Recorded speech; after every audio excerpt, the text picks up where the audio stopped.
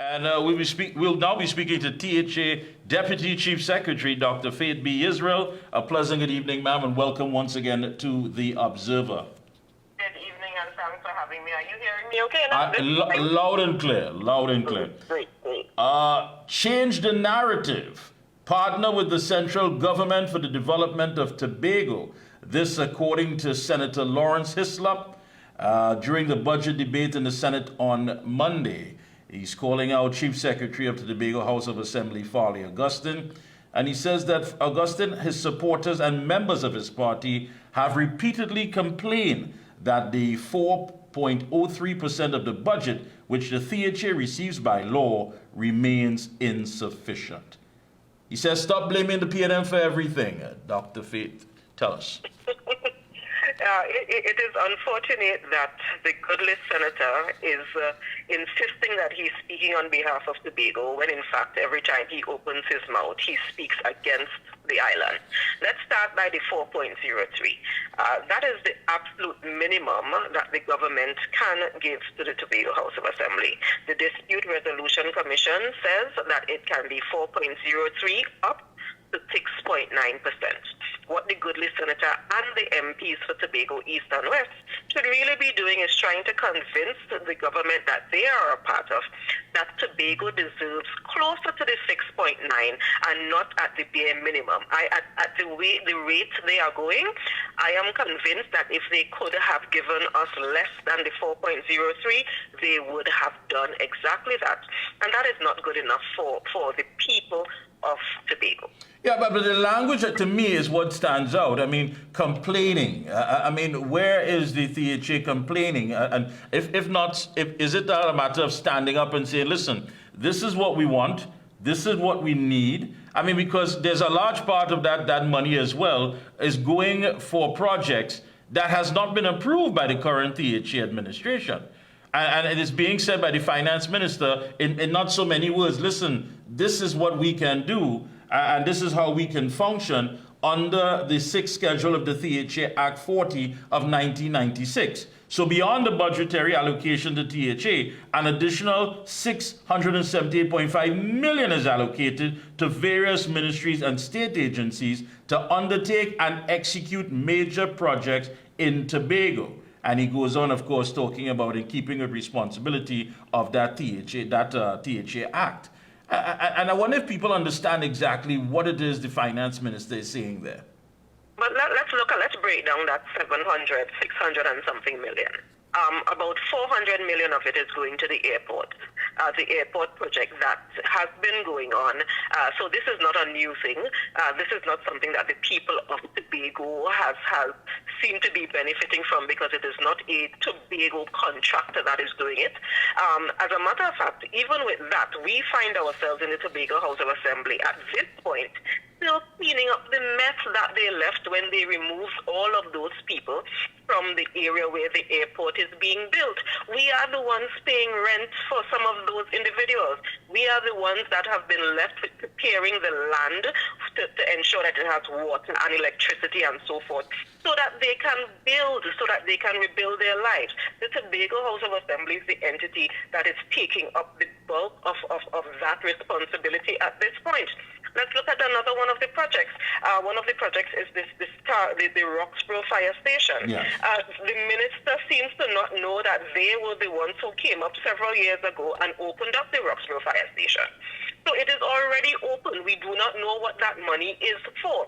Now, honestly, if we actually sat down, if the members of the government actually sat down with the Tobago House of Assembly and we had a conversation that indicated, yes, you do this, we do this, you do that, we do this, because it all fits in the mandate of making Tobago the greatest little island, we would have no issue with that. But in many instances, they simply have decided for themselves, this is what we will spend the money doing.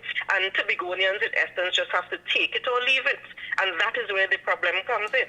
And I believe you. At that point, that to me exactly where it is that things are going to come to a serious bottleneck, because you take it, we can do it, we can get away with it, and the language of blaming and complaining and saying stop blaming the PNM for everything. Have they somehow kicked into campaign mode, and Mr. Heslop is the voice for those who want to make a move and change in Tobago? Well, if Mr. Hislop is the voice, he's certainly singing the wrong song, because he should be the loudest one speaking on behalf of the people of Tobago, getting exactly what we need to ensure that the island is developed on par with our sister island, our brother island, Trinidad. What people do not recognize is because we are physically separated by sea, it is very difficult for us to benefit on the island with the kinds of developments that have actually happened in Trinidad. And that is all we are asking to do, The Chief Secretary and Secretary for Finance actually had a conversation with the Minister of Finance before the budget was read, indicating, okay, let us go with somewhere in between. Let's go with a 5% or a 5.5% of the budget, just this one time, so that we can jumpstart some of these projects that we need to jumpstart. And even that was just blatantly ignored.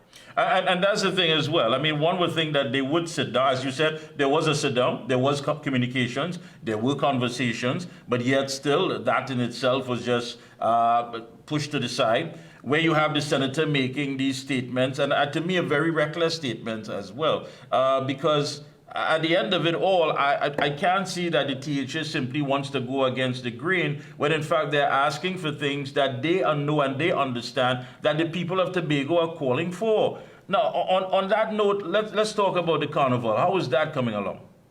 Well, the carnival is shaping up very, very nicely. To be honest, our biggest hindrance, and this is another perfect example of how we could have been working together instead of them just doing what they wish.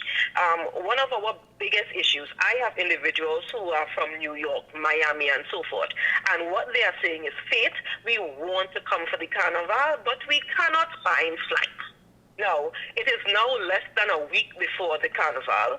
There are now a couple flights that just are popping up with Caribbean Airlines. But of course, any responsible human being who has a job and so forth can't decide in the middle of the week on a Wednesday that they are going to leave their job in New York to come to Trinidad and Tobago for the weekend. This is an arrangement that they needed to have made a month ago, several weeks ago, if for the latest. And that has been the issue. So we have been trying to figure out how to manage the expectations, how to spend money on advertising, but understanding that after we spend money on advertising, individuals would not physically be able to get here after we've spent the money on advertising. And the member for Tobago West, when asked about this a month or so ago, she indicated that when she spoke to the Minister of Finance, who is the entity directly responsible for CAL, the Minister of Finance told her that she needed to wait an entire month before he could even respond. Now, this is a carnival that we knew was happening since last year. Why does she, as the member for Tobago West, need to wait for a month for the Minister of Finance to respond about something that is as critical as this? And that is a perfect example of how the PNM has been treating Tobago and how they will continue to treat Tobago.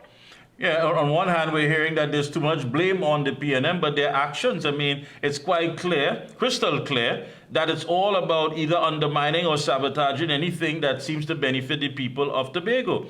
Now, taking all of that, all these hurdles and on all of these obstacles that you have in place, it's going to be carded again for next year. Is there anywhere at all that the committees or the THA has found a way to circumvent all of this and perhaps bring in sponsors on an international level to deal with developing this product? So just note that I don't want to speak too much about what our plans are, but just note that we have learned from last year, we are learning from this year, and we are not foolish. So we are going to continue looking for the investors, looking for the other opportunities, so that next year, this time, we are not speaking this, we are not complaining, as Lauren said, about this same issue. I don't want to get into too many specifics, though, but note that we have learned from these 2 years. As far as the stakeholders in the tourism sector, have you been having any sort of communications with them, conversing with them? Last thing we heard about was 50% hotel occupancy that has been booked. And as you just spoke about the challenges that people are getting, if they can't get here, then they're certainly not going to book a hotel. But have you been speaking to the stakeholders and trying to get something going? Yes, we have definitely been communicating with the stakeholders. We must indicate, though, that the Port Authority, so the sea transportation, they seem to have come on board and have been adding additional sailings and so forth. So at least our brothers and sisters from Trinidad who want to come up for the couple of days, they are able to come up, and hopefully our bed and breakfasts and our hotels and so forth can get to a greater capacity of occupancy over the weekend. But it is a process that we are continuing. Many of the mass bands have indicated that they have actually done quite a decent job of selling most of their costumes at this point, so we are extremely happy for them. We've had some very successful fests happening where private promoters have been putting on their fests, and those have been pretty successful. So we are happy about those successes thus far. Yeah, and as far as, if you could just give us an idea of some of the carded events that are carded, of course, to take place. Right, certainly. So definitely tomorrow evening, tomorrow is Wednesday, yes, we have the Soca Titans, which is basically our Soca Monarch finals competition. On a Thursday, we have Rocks Glow, which is an event that is happening in the eastern end, where we are bringing some of our local talents and some of the talents from Trinidad to that concert set type event. On Friday, we have our PAN event in Scarborough that is being sponsored and that is being managed, managed by PAN Tobago. On Saturday, we have the Juve and the night mass coming in and so forth. And on Sunday is when we would have the traditional. Saturday, we have Mud is Life, which is the big mud mass event that we are pushing. And Sunday is when we would have the traditional fancy pretty mass kind of thing happening on Sunday during the streets of Scarborough. Well, I want to wish you and your entire team all the best, and I hope that this event grows from strength to strength, better and better every year that you do it, and really and truly that you don't have to go through this headache all the time. I mean, this is definitely about developing a wonderful product for Tobago. Closing comments, go right ahead. Certainly. We are really hoping that we can boast to the world of having the best carnival opening and the best carnival closing all the carnival seasons in the world, where we start with Trinidad and Tobago Carnival and we end with Tobago Carnival.